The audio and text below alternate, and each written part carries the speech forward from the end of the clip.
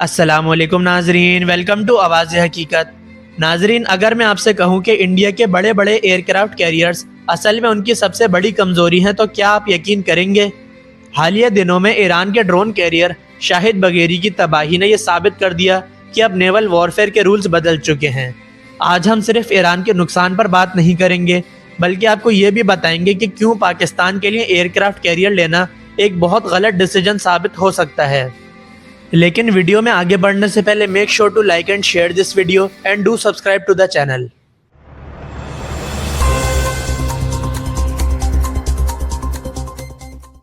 नाजरीन, Iranian navy का जो क्राउन ज्वेल समझा जाता था, यानी ड्रोन कैरियर शाहिद बगेरी, उसे अमेरिका ने एक ही स्ट्राइक में बहुत बुरी तरह से डैमेज कर दिया। अमेरिका की तरफ से इस अटैक की ऑफिशियल वीडियो भी रिलीज हो चुकी है, जिसमें साफ नजर आता है कि इस कैरियर को कितना हैवी नुकसान पहुंचा। हम अक्सर बड़ी बड़ी शिप्स और कैरियर्स की बात करते हैं, लेकिन छोटी और इफेक्टिव टेक्नोलॉजीज को अक्सर इग्नोर कर देते हैं, जो असल में पूरी जंग का रिजल्ट चेंज करने की सलाहियत रखती हैं।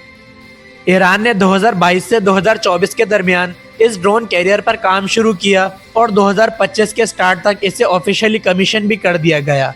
तकरीबन 40 से 44 हज़ार टन डिस्प्लेसमेंट के साथ ये एक मिनी एयरक्राफ्ट कैरियर कैटेगरी में आता है। ईरान का बेसिक ऑब्जेक्टिव अपनी लिमिटेड एयर पावर को समंदर तक एक्सटेंड करना था, इसीलिए इस प्लेटफॉर्म पर मुहाजिर 6, अबाबील सीरीज ड्रोन्स, UCAVs और कामिकाजी ड्रोन्स डिप्लॉय किए गए। इस कैरियर पर 5 से ज़्यादा हेलीकॉप्टर्स भी मौजूद थे और ये प्लेटफॉर्म एक वक्त में लगभग 60 ड्रोन्स तक ऑपरेट कर सकता था। इसके अलावा इस पर नूर और कदर जैसे सबसोनिक क्रूज मिसाइल्स भी इंस्टॉल्ड थे। डिफेंस के लिए Kowsar, surface to air missile systems और मॉडर्न नेवल गन्स भी लगाई गई थी। मतलब ओवरऑल डिज़ाइन देखा जाए तो पेपर पर यह एक काफ़ी पावरफुल नेवल प्लेटफॉर्म नज़र आता है। यहाँ तक कि इस पर डिप्लॉय शाहिद 136 ड्रोन्स, जिनकी रेंज तकरीबन 2000 किलोमीटर बताई जाती है, मिडल ईस्ट में कई हाई वैल्यू टारगेट्स को हिट कर चुके हैं। रिपोर्ट्स के मुताबिक इन ड्रोन्स ने अल सलीम एयरबेस, कतर की अल युदीद एयरबेस और UAE के कुछ स्ट्रेटेजिक टारगेट्स को भी निशाना बनाया। लेकिन इतनी कैपेबिलिटी और डिफेंस सिस्टम्स के बावजूद ईरान इस कैरियर को प्रोटेक्ट करने में कामयाब नहीं हो सका।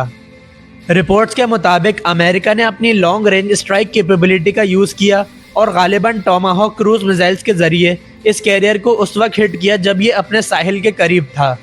इस वक्त इसे ईरानियन एयर डिफेंस सिस्टम की प्रोटेक्शन भी हासिल थी।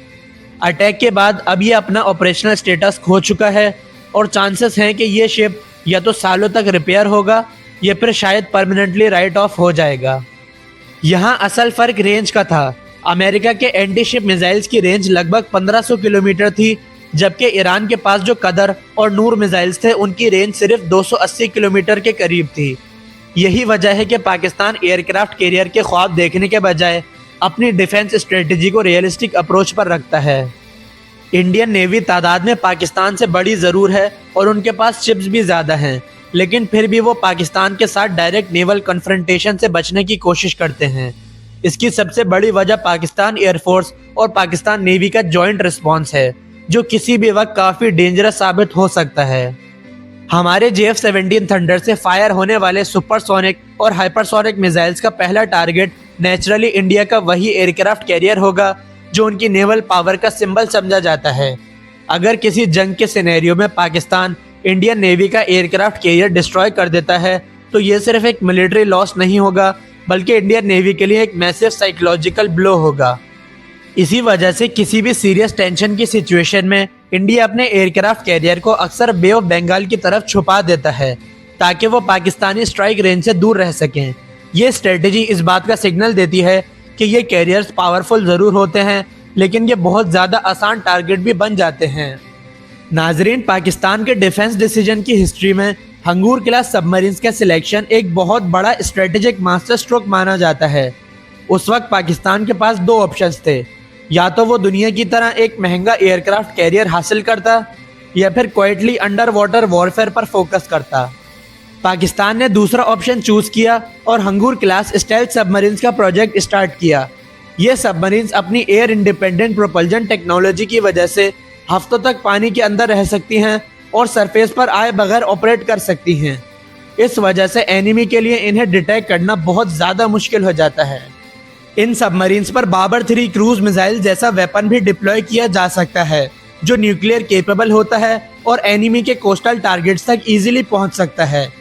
ईरान के एयरक्राफ्ट कैरियर की तबाही ने एक बात क्लियर कर दी कि जो चीज़ सरफेस पर नजर आती है वो आसानी से टारगेट बन सकती है, लेकिन जो समंदर की गहराई में छुपी हो वो असल डेटरेंस क्रिएट करती है।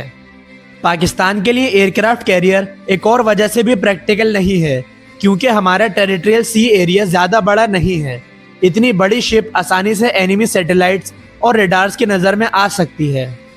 इसके बरक्स पाकिस्तान को अपनी focus long range anti ship missiles पर रखनी चाहिए।